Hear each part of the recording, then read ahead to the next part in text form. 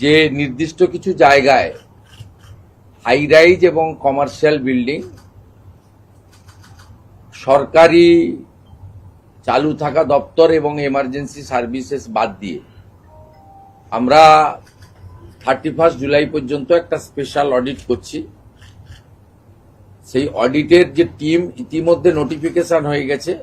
আমরা যে identified area করেছি initially Kolkata Kolkata municipal corporation, Bidhannagar municipal কর্পোরেশনের রাজারহাট নিউ টাউন এলাকা, including new town Kolkata development authority NKDA, Pujali, Baruipur, Budge Budge, Maheshtala, Rajpur, Sonarpur.